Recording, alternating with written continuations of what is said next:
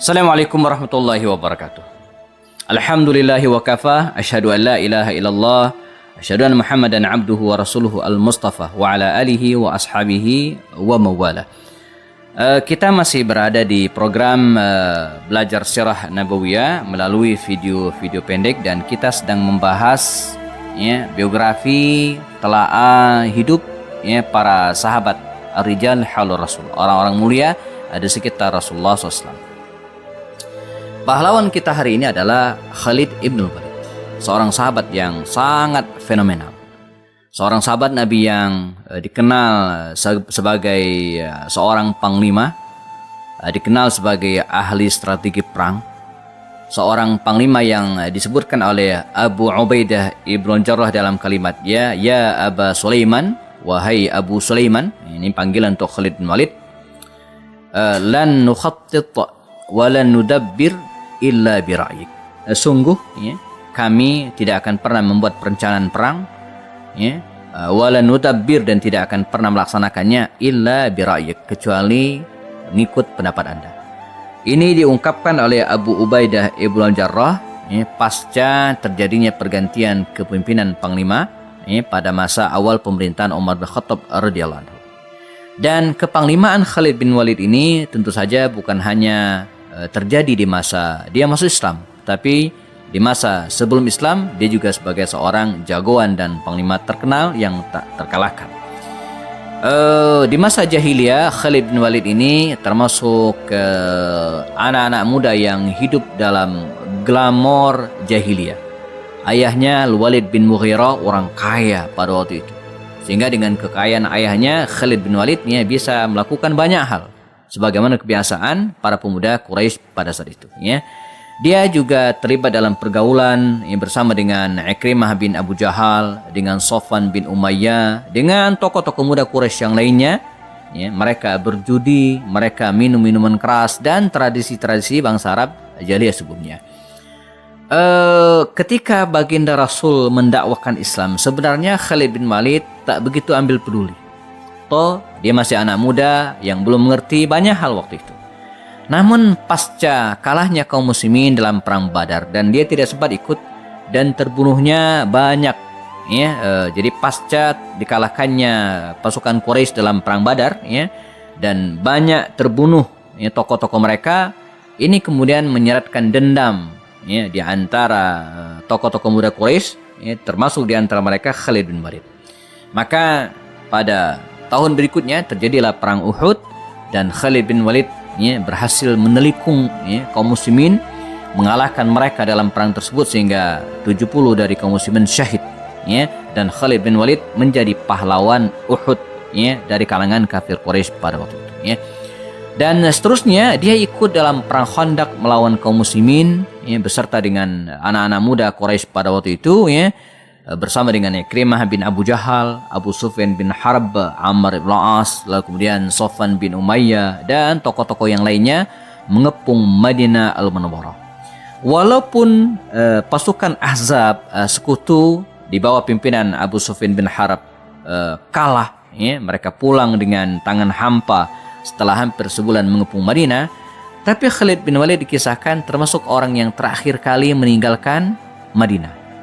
Terbetik dalam hatinya ketidakpuasan untuk mengalahkan kaum muslimin di Madinah. Tapi apalah daya, Abu Sufyan sebagai panglima perang sudah memberikan instruksi kepada anak buahnya untuk meninggalkan Madinah al-Munawwarah. Dan kiprah Khalid bin Walid dalam menentang Islam terus berlanjut. Bahkan dialah yang ditunjuk oleh kafir Quraisy untuk menghadang laju perjalanan kaum muslimin yang akan melaksanakan umrah Hudaybiyah. Sebagaimana kita fahami, bersama sekitar 200 orang dia menghadang kaum muslimin pada perang tersebut, atau pada peristiwa tersebut, dan tidak berhasil. Kegagalan Khalid bin Walid menghadang laju kaum muslimin ini menimbulkan kegelisahan tersendiri dalam dirinya. Dia kemudian mulai berpikir bahwa yang dihadapinya bukan orang biasa, yang dihadapi tidak bisa dikalahkan. Demikian dalam benaknya, mesti ada sesuatu yang harus difikirkan. Dan puncaknya zaman kelak ketika kaum muslimin di tahun ke-7 Hijriah melaksanakan umrah qadha. 3 hari mereka berada di Mekah melaksanakan umrah, Di antara kaum muslimin tersebut ada namanya Al-Walid bin Walid, saudara dari Khalid bin Walid. Dia ingin sekali menemui Khalid bin Walid, saudaranya, karena baginda Rasul sering menanyakan Khalid, di mana Khalid, di mana Khalid, ya. Karena Khalid bin Walid waktu itu tidak ada di Mekah, dia menyingkir dan tidak tega melihat kaum muslimin melaksanakan umrah dengan tenang, dia menyingkir. Sehingga ketika kaum muslimin sudah kembali ke Madinah, seorang datang menemui dia, "Ya Aba Sulaiman, wahai Khalid bin Walid, ada surat dari saudaramu Walid bin Mughirah." Maka dia baca. Surat tersebut dia baca, panjang suratnya, dan intinya mengingatkan kepada Khalid bahwa sekian waktu telah berlalu, dunia sudah berubah dan seterusnya. Sungguh Rasulullah, kata Al-Walid bin Walid ini, menulis dalam suratnya, sering menanyakanmu, di mana Khalid, di mana Khalid. Kata Al-Walid bin Mughirah, sudah saatnya, akhi, saudaraku, engkau meninggalkan jahiliyah, menghadap Rasulullah SAW untuk mendapatkan hidayah. Maka selesai sudah perjalanan perjalanan kehidupan Khalid bin Walid dalam meniti kejahiliaannya bersama dengan Amr ibn As, bersama dengan Utsman bin Talha. Mereka bertiga menghadap baginda Rasul SAW. Nah, apa yang kemudian terjadi setelah Khalid bin Walid masuk Islam? Kita akan bahas pada sesi berikutnya. Tetap bersama Happy Andi Bastoni setelah yang berikut ini.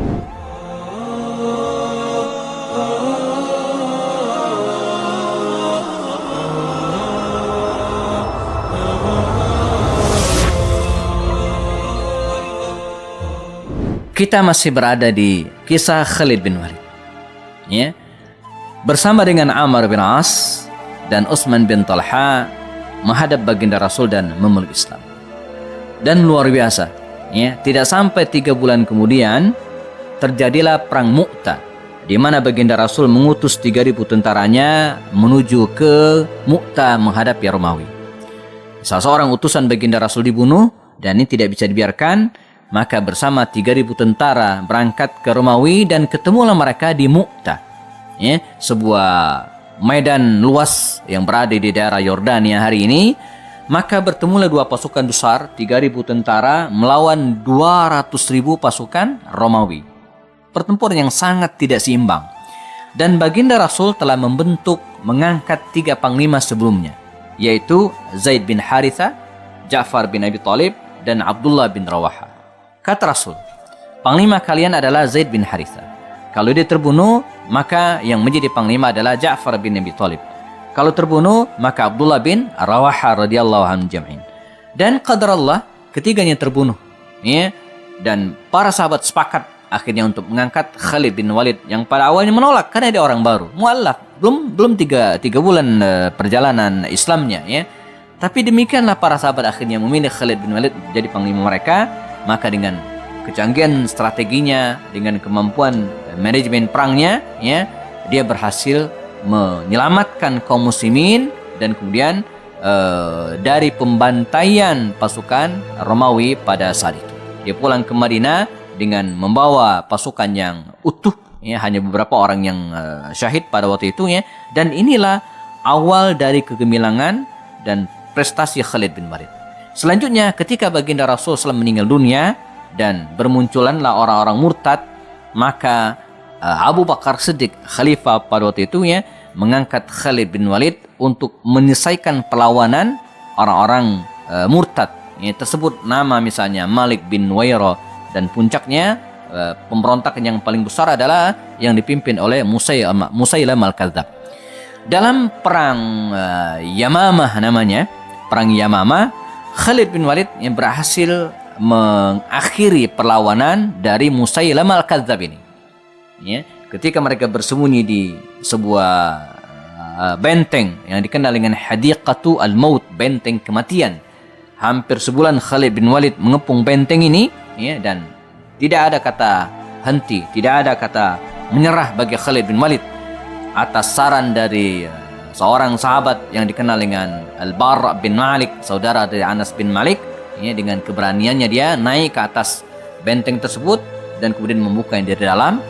Begitu pintu benteng dibuka seperti air bah, pasukan Khalid menyerbu ke dalam dan berhasil mematahkan perlawanan Musailamah al-Kadzdzab. Prestasi dari Khalid bin Walid terus gemilang sampai akhirnya kaum muslimin harus berhadapan dengan tentara Romawi untuk menaklukkan wilayah Syam, dan ketemulah mereka di Yarmuk di akhir tahun ke-13 Hijriah. Khalid bin Walid yang waktu itu berada di daerah Hirah, Irak. Perjalanan normal dari Irak menuju ke Yarmuk, Yordania ini normal kalau melewati jalan umum yang biasa dilewati oleh para kafilah dagang butuh waktu sekitar 18 hari. Tapi dengan kecanggihan strategi, dengan kekuatan mental, serta kalau bahasanya Umar bin Khattab itu sedikit nekat gitu kan, maka Khalid bin Walid membentangkan petanya, memanggil seorang penunjuk jalan mereka, Rafi', kata dia, ya Rafi', dullana 'ala tariq, tunjukkan kepada kami jalan yang paling dekat dari tempat ini menuju ke Yarmuk. Kata Rafi', orang lokal itu, kata dia, ini tempat main saya bersama dengan ayah saya dulu. Jadi saya bisa menunjukkan ada 3 jalan alternatif. Pertama, jalan umum butuh 18 hari perjalanan, lalu kemudian jalan singkat mungkin sekitar 10 hari perjalanan. Dan ada satu lagi, awalnya Rafi ini nggak mau ngasih tahu, tapi didesak oleh Umar, ada. Tapi ini sama dengan bunuh diri, karena berarti harus melewati jalan lurus, membelah padang pasir Sahara yang begitu luas, dan dipastikan 5 hari 5 malam mereka tidak akan menemukan air. Tapi demikianlah Khalid. Khalid memilih jalan yang paling berbahaya ini, memilih risiko yang paling tinggi. Jadi dalam dunia training dan motivasi, tentu saja kalau Anda pengen berhasil gitu kan, maka pilihlah jalan yang paling berisiko, jalan yang paling menantang. Dan itulah Khalid bin Walid. Sebab jalan yang paling berisiko dan paling menantang itu biasanya akan mendatangkan keuntungan yang paling besar dan kemenangan yang gemilang. Maka 5 hari 5 malam mereka tidak menemukan air, membelah padang pasir Sahara yang luar biasa, dan qadarlah akhirnya mereka sampai di Yarmuk persis ketika perang akan berlangsung. Maka Khalid bin Walid siap menjadi panglima perang, dan inilah ujian tertinggi dari seorang Khalid bin Walid. Di tengah puncak kekuasaannya, puncak kepanglimaannya sebagai panglima tertinggi angkatan bersenjata kaum muslimin pada waktu itu, di tengah puncak tantangan melawan pasukan Romawi yang lebih dari 200.000 orang, sementara kaum muslimin tidak sampai 40.000 orang, saat itulah ujian datang. Pada malam hari sebelum penyerangan, datang utusan dari Madinah membawa 3 berita utama. Abu Bakar Siddiq wafat, Umar bin Khattab jadi khalifah, dan yang ketiga, Umar memberhentikan Khalid bin Walid. Sebuah ujian yang luar biasa, dan Abu Ubaidah ibn Jarrah tahu apa yang harus dilakukan. Maka berita ini tidak di-share, tidak disampaikan ke pasukan. Baru keesokan harinya setelah perang usai, setelah mereka memenangkan pertempuran, baru diinformasikan. Dan apa yang kemudian terjadi adalah Khalid, seorang pahlawan yang luar biasa. Dia tidak pundung, dia tidak patah semangat, dia tidak kecewa. Dengan sepenuh semangat dia mengatakan tetap akan membersamai kaum muslimin, sebab la ujahidu li ajli Umar, walakinni ujahidu li ajli Rabbi Umar. Sungguhnya saya ini berperang bukan karena Umar, tapi saya berperang karena Tuhannya Umar, Allah Subhanahu wa taala. Sembari menjabat tangan Abu Ubaidah ibn Jarrah sebagai penggantinya, mencium kening sahabat mulia ini, maka dia mengatakan, ya Aba Ubaidah, saksikanlah saya mempersembahkan diri saya kepada Allah Subhanahu wa taala, walan ukhalifaka abada.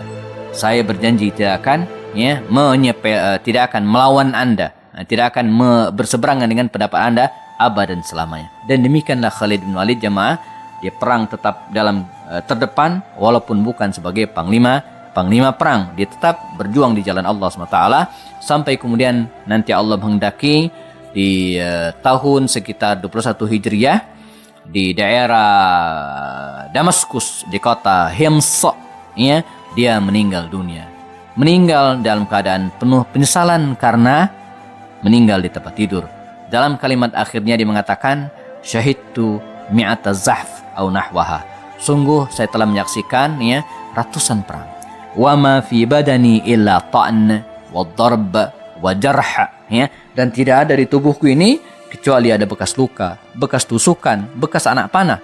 Ada. Jadi kalau kita meletakkan telapak tangan di tubuh Khalid dibuka, mesti ada bekas luka dan bekas tusukan senjata perang. Wa anadha amutu 'alal firash. Dan saya sekarang meninggal di tempat tidur. Ini yang membuatnya menangis dan sedih. Seorang sahabat memberikan semangat kepada dia, ayyuhal amir, wahai pemimpin, pemimpin kami ya. Engkau dijuluki oleh Rasul dengan Saifullahil Maslul, pedang Allah yang terhunus. Sungguh pedang Allah tidak akan pernah patah. Artinya engkau tidak akan termuduh di medan peperangan. Itu yang kemudian membuat dia tersenyum. Apalagi kemudian dalam hadis yang lain Nabi juga memberikan kesaksian, ya, man sa'ala syahadata sadiqan. Barang siapa yang meminta mati syahid serius min qalbihi dari hatinya, nala manazil syuhada wa in mata lal firas.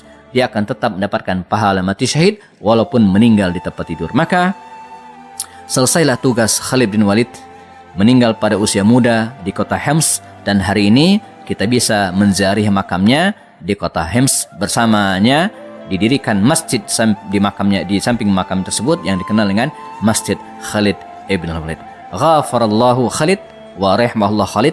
Semoga Allah SWT mengampuni Khalid bin Walid, menyayangi Khalid bin Walid, dan melahirkan sosok-sosok tersebut pada masa kini insyaallah. Kita teruskan kajian sirah sahabat pada sesi berikutnya insyaallah bersama saya Happy Ani Bastoni. Assalamualaikum warahmatullahi wabarakatuh.